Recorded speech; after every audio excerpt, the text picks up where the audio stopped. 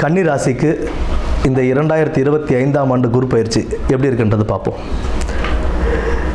2025ஆம் ஆண்டு இந்த குரு பயிற்சி கன்னி ராசிக்கு 9ஆம் வீட்டிலிருந்து 10ஆம் வீட்டிற்கு குரு பயிற்சி அடைகிறார். அதாவது ரிஷபத்திலிருந்து மிதுனத்திற்கு 2ஆம் 2, 4, 6 இந்த 3 இடங்களையும் குரு பகவான் பார்வை செய்கிறார்.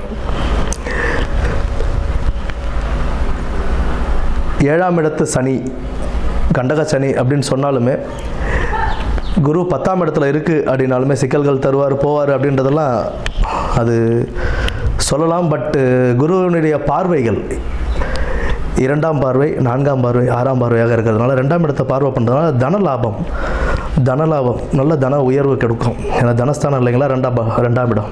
குடும்பத்தில் ஒரு நல்ல இணக்கம் இருக்கும். அப்பப்போ சிறிய பிரச்சனைகள் வர்றது தாங்க, அதெல்லாம் மனசில் வச்சுக்காமல் குடும்பத்தில் ஒரு இணக்கமாக இருந்துட்டு போகிறது நல்லது.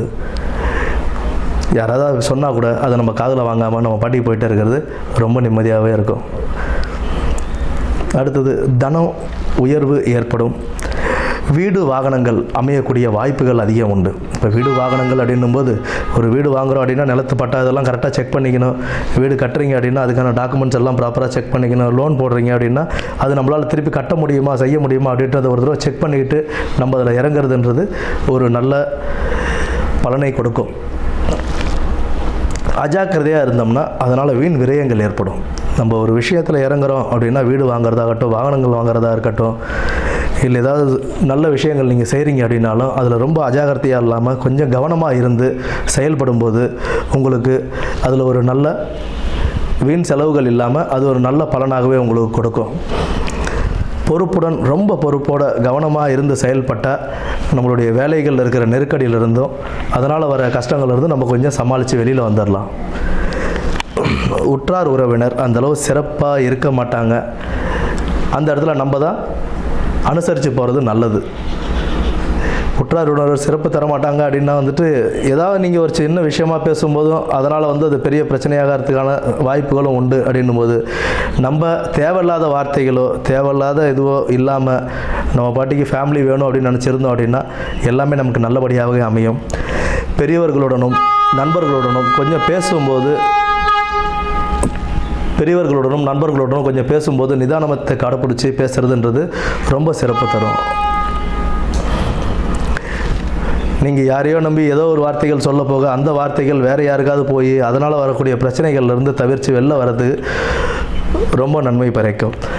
புதிய தொழில் தொடங்குறதுல ரொம்பவே யோசனை பண்ணி தொடங்குங்க. புதிய தொழில் அப்படின்றது இப்போதைக்கு வேண்டாம். இருக்கும் தொழிலை விரிவுபடுத்திக்கலாம். இப்போ ஏதாவது ஒரு தொழில் நீங்கள் செஞ்சுட்டு இருக்கீங்க அப்படின்னா அதை சார்ந்து அதே இடத்துல வேறு ஏதாவது நீங்கள் விரிவுபடுத்திக்கலாம். இப்போ ஏதாவது ஃபேன்சி ஸ்டோர் மாதிரி வச்சுருக்கீங்க, அந்த இடத்துல நான் பிரிண்டர் ஷாப் மாதிரி ஜெராக்ஸ் மிஷின் மாதிரி வச்சு ஜெராக்ஸ் கூட போட்டு தரேன் அப்படின்னா அது ஓகே, நோ ப்ராப்ளம். பட் நீங்கள் தனியாக ஒரு இடமா வாங்கி அந்த இடத்துல நான் புதுசாக ஆரம்பிக்க போகிறேன் அப்படின்னும் போது அதில் லாபங்கள் அவ்வளோ உடனே வருமா அப்படின்னா அதற்குண்டான வாய்ப்புகள் குறைவு. புதிய தொழில் தொடங்கும்போது பார்த்து செயல்படுவது மிக அவசியம். குறிப்பாக உடல் ஆரோக்கியத்தை ரொம்பவே பார்த்துக்கிறது ரொம்ப நல்லது. சத்தான உணவுகளை சாப்பிட்டு உடல் ஆரோக்கியத்தை பார்த்துக்கணும். தேவையில்லாத பழக்க வழக்கங்கள் இது எல்லாத்தையுமே நம்ம நிறுத்திட்டு உடல் ஆரோக்கியத்தில் கவனம் செலுத்தினோம்னா சற்றே கவனத்துடன் இருந்து நல்ல ஒரு வாழ்க்கையை குரு பகவான் அமைத்திட வாழ்த்துக்கள். நன்றி.